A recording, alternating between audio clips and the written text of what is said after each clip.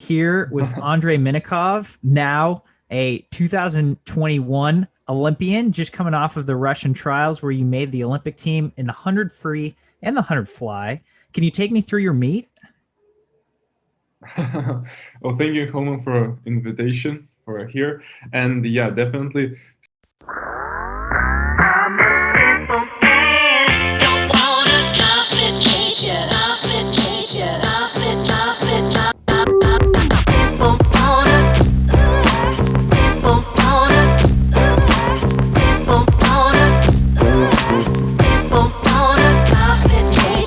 So the nationals were kind of the funnest meet I ever had, and so they just had a lot of emotions, and like it was a kind of long way, 7 days, and it felt like a month of competing. So on the first day, so when they're like always everyone, so just like warming up, and the results are not that good. For example, like Vlad Marza when he swam 49.2 in the relay start in the relay, and he was like, "Oh, I was going 47." So that was fun as for me. So I started off with the 47 high, so was also okay. But then with each day it was better, better, and better. And luckily I qualified in the 100 freestyle, and we were about to upset Greenov because he is a former record holder of Russia in that event, which is also good. But in that rivalry, it's always fun because sometimes like Kolesnikov wins, sometimes Greenov wins, sometimes I do. So that's just like it brings us the motivation to work harder each time. And in the 100 flies, so luckily there are two qualifiers for 100 flies, so I'll have an exchange person who will swim in the morning relays and also give me a motivation to swim individually fast. Yeah. Can you take me through that 100 freestyle final, especially how you were feeling before knowing that, that was going to be your first shot to qualify for the Olympic team? Yeah, so I think that we didn't have with the coach, we didn't have an idea that like our plan is. Of course, no, of course, the plan was to qualify, but we were about just to leave as for now and to focus on the result. So of course, the result is always the most important. And going in there in the final where there are four guys and everyone can go under 48, and there are also like the people who are going 48 low, and they were just like impressing. So I was quite sure, like 99%, I will qualify for the relay, and so we need to be on the top four. So that was like easy to qualify there. But yeah, we wanted to push it and go individually, and I'm lucky just that happened. So everything happens for a reason, and even though I didn't go my PB, like Greenoff didn't go his PB and Vlad didn't go his PB, so we're like all in the same condition though. And then again, that 100 fly, were you feeling pretty confident beforehand that you could secure that one or two spot? Yeah, so I think I had kind of psychological advantage of everyone because they didn't qualify till the end. So they didn't qualify. But I was going with the idea that I'm already qualified and I don't have anything to lose. So I will just go there and swim my best, as the best as I can. And yeah, that worked out. And I went 51.1 in the final, which is also like easy to close out the meet. Yeah. And just tell me about your preparation and training leading into this meet. I mean, were you thinking you would go best times, or were you happy with your performances overall considering how training was going? So I think we should start from the the fall of 2019, so even before the pandemic. Yeah. So because we had a huge addition to our team, so we had the condition strength coach Yelena Karpieva, so she finished the University of San Diego in the United States. So she came back to Russia just in order to work with the athletes, and luckily we had the opportunity to invite her to the St. Petersburg and just to work with us. And after like maybe two or even one practice, we realized that we could work really productively together. And so since then, we started to transform in our like everything. I would say we worked on stretching, on some of like explosive exercises. So we were just also was working we're working in the core, And so I think just like in the dry land, everything changed for us because I feel like before, prior to when she came to us, we were like amateurs on the dry land. Yeah, and then we just like started to. We had a plan what we need to do. So yeah, and but then just the pandemic happened, and actually I think that it's good that it happened because we didn't have that much time to get know Yelena really well, and just to work together really well. So we needed an extra year, and luckily that just happened. Then our first success really came up in October in the fall of 2020 already, where I swam 47.5, a new world junior record for the 100 freestyle, and that just results show that we have had the great work together, and it worked out. So, as I mentioned previously, just everything happens for a reason, and that just was superb. Yes, I would say superb. Then we just had some. So we didn't prepare for the short course mirrors. Like we had the Russian nationals and another meet Salnikov Cup, which was like one day after the Russian nationals, and it was in December. And that was like the first experience ever that I had with 10 days of competition, and I actually participated in each day, and that was just. But that was like a practice, even though I didn't go my PBs except the 50 fly. But it was just a practice because we were targeting the April's Olympic trials. And luckily, again, that worked out and we were just working hard. So we had the 3 steps in our workout. So, first of all, we needed to do the aerobic base, so on which we will work further. So, I think it took like 2 months to build that. So, there was like 5 or 6 kilometers per practice, and we're doing like mostly like 5 400s and then 4 500s, so something like that. Because it's like 2100s, 40 50s, or just 2000 non-stop, so that was just quite well. Then we yeah, then we did some sprint work and on the second half, which is also very important. And then just the last step, I would say, is just tapering that everyone does in his career. I think that's just my favorite part of the preparation. Absolutely. And so that seems like a pretty hefty training cycle. So then how do you get back into it over these next couple months leading into the Olympics? So I think that the main goal for as for now, so we have like one easy week. So I'm doing just like one practice per day. And even though I went to Moscow for the Olympic uniform presentation, so that's why I've missed like 4 practices now. So I think that yeah, the most important for now, just to switch a little bit, just to try to find like something else, maybe just to play extra PlayStation or focus on the homework at Stanford, rather just move away from swimming a bit. So like in the week later, I can come back stronger and start working. Hmm.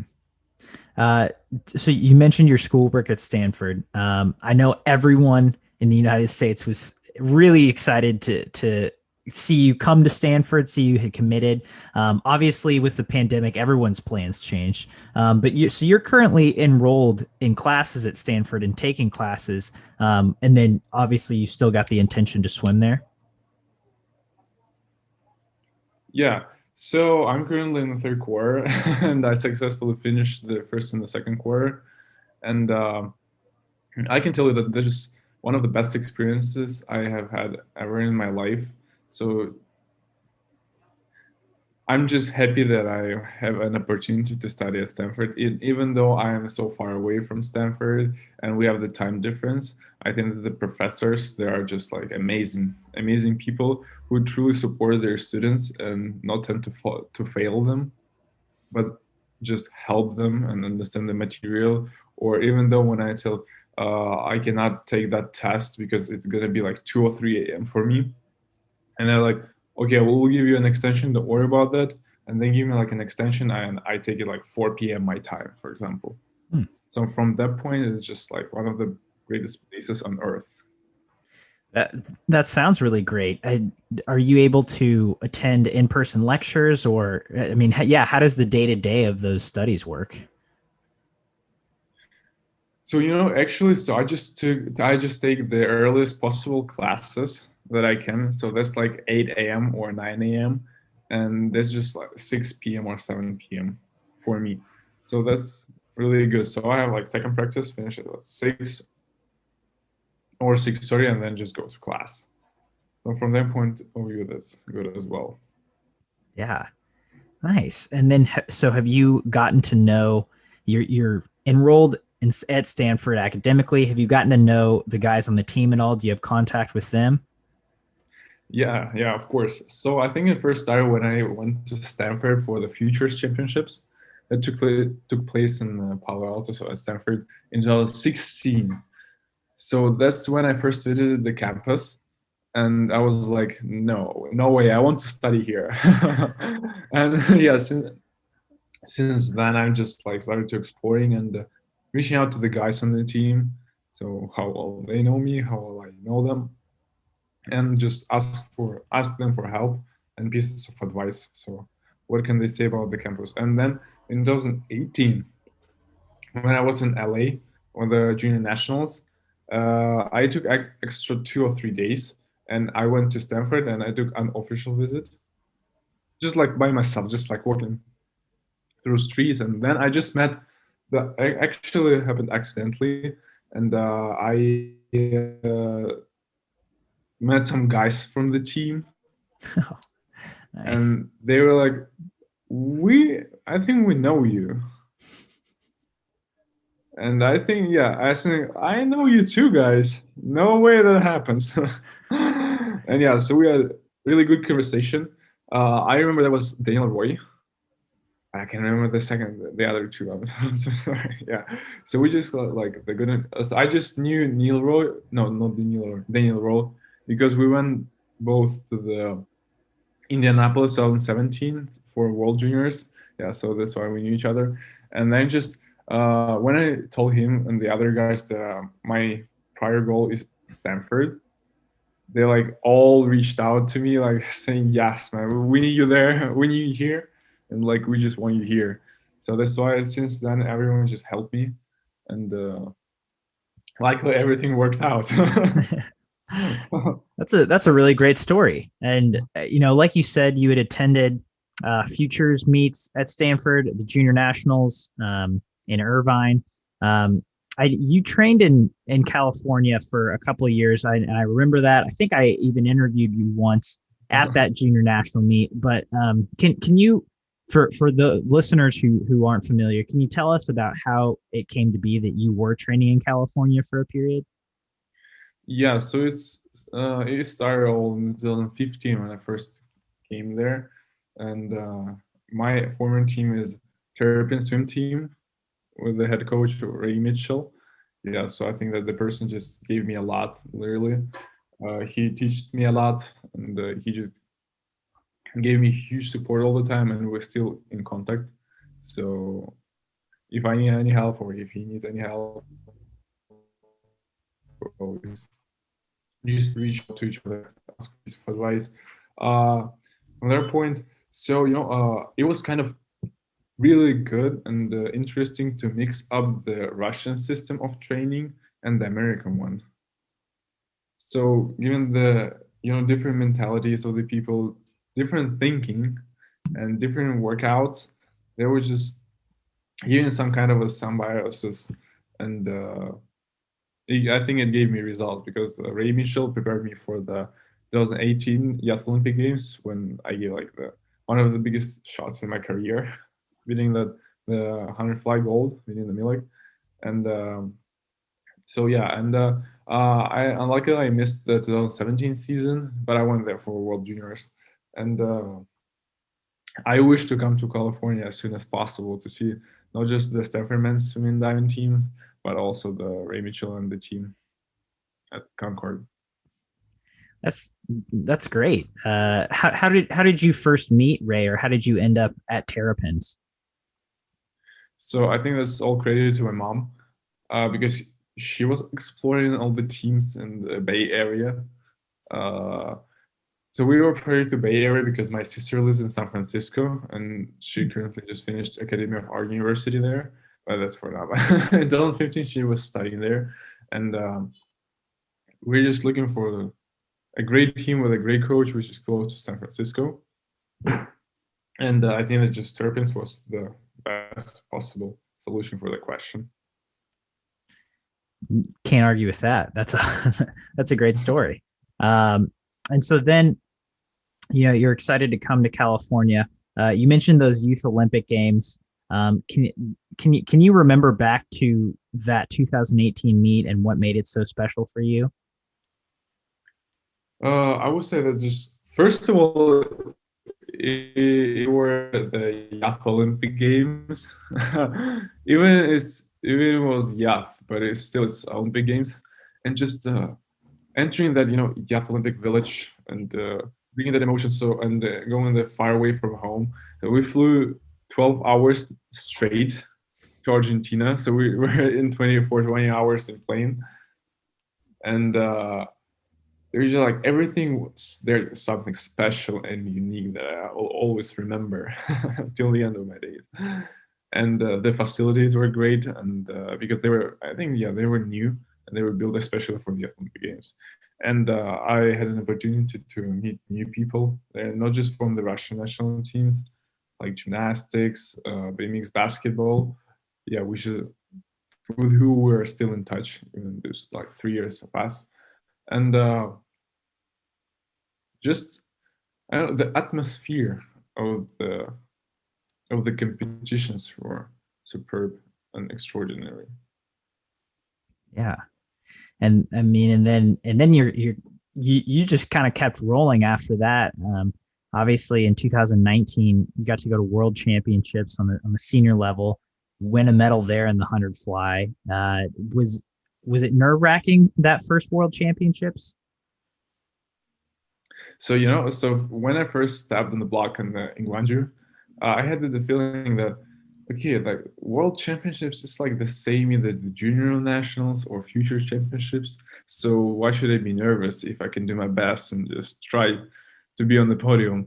I didn't have a plan. So when I was going to the meet, I didn't have a plan just to win gold, win silver. I didn't have that in my mind. I just we're just uh, I was getting some kind of joy just on being on the national team for the first time on the national, not junior, but national team, and just to be there for it was just like it was really really fun, and I was so excited about that. So that's why I didn't think about the like going super fast. No, I mean I was, but the priority, yeah, we're just like I think these first emotions helped me to achieve that goal. Hmm. And I mean, not only did you win silver in the 100 fly, you won bronze in the 400 medley relay. You won silver by swimming the prelims in the 400 free relay. What was it like to be on those fabled Russian relays who are always in the mix to win gold? Yeah, so about let's start with the 4x1 relay. So, of course, the first ever like world championships swim, I was nervous, and I had a feeling that okay, I can do that. But when I swim 48.8, it's not that good. And especially, so I think that just the most nervous was my coach because he was like, "Oh my God, 48.8, what have we done? What have we?" And especially, so we first went to the European Juniors prior to the World Championships, and we were like, we don't need that meet. We don't need that meet. We're like targeting the World Championships, but we had to swim there for the medal count, and so yeah, and we just had the feeling that something is wrong. But then I just decided that okay, why should I be upset with the 48.8? It's just like one swim, and it won't break the whole meet. So that's why I just tried to refocus on the fly, and it worked well. And then being in that final of the medley relay after winning the medal in the 100 fly. Can you tell me about that? Yeah, so we were telling so when we were in the call room, all the guys realized that it's going to be the tough battle. And actually, so we gave the credit to the United States. And not only because of the Caleb Dressel, but the whole team was looking strong, really, really strong. And I knew that it's like I was at least a second slower than the Caleb, so that's why I had to push it really hard. But then when we saw the Duncan Scott coming in the 46.1, whoa, that was just crazy. That was hilarious. We were like, I remember that we had the TV screens later in the mix zone, and there was like the results and splits, and we were standing there for like 2 or 3 minutes looking at the 46.1. We're like, no way that happened. 47.1. And we had the conversation. So there were like three of us: Vlad Marzov, Nathan Adrian, and Duncan Scott. And we think that just like Nathan Adrian, he was worried that Vlad will go and dive on his wave. So that's why he decided to move to the other side. But he didn't think about the Duncan Scott, which actually used his wave. So I think that just that was a crazy race. All three teams were really in it. And yeah, that 46-1 split was pretty unbelievable, but it was super cool that you got to be a part of that relay and a part of that history. Was it a surreal experience at all to win, to be on that finals relay and win a medal for Russia on the international stage? Yes, and also I want to so when Caleb just set the world record on the 100 fly, remember that? Yeah. When we finished, I'm like, okay, guys, I had the best view. I literally just had the best view. Yeah, and again, the winning not just medal in the relay, also winning the individual medal. So just it's a cool experience that I will always remember. Yeah. I mean, it seems like a really good first international meet.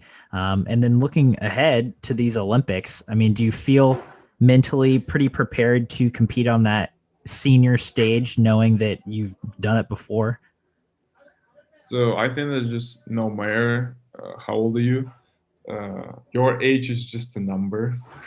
And for example, yesterday when I represented the Russian Olympic uniform, we had an 11-year-old skater. Yeah, and he's a champion of Russia, and he's a record holder of Russia. And I'm like, no way, you just beat the 30 years old guys, like 20 years old guys. He was like, yeah. But we're not quite sure that he will go because he's like too young. He's only 11 years old.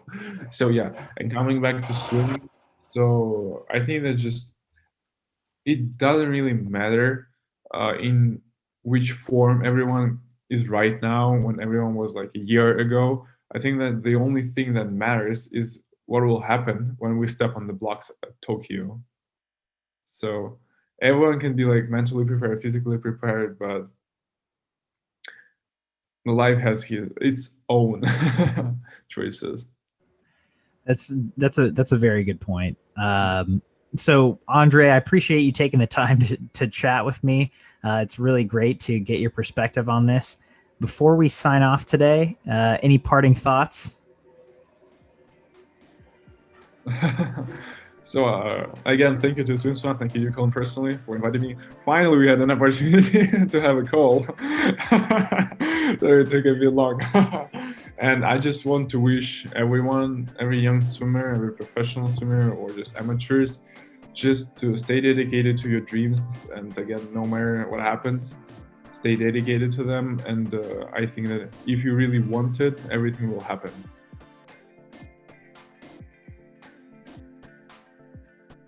You've been listening to the SwimSwam podcast. Stay tuned for new episodes every week. You can take SwimSwam podcast on the go by subscribing on your favorite podcast platform. Look for links in the description below, and be sure to subscribe to our YouTube channel for more videos as well.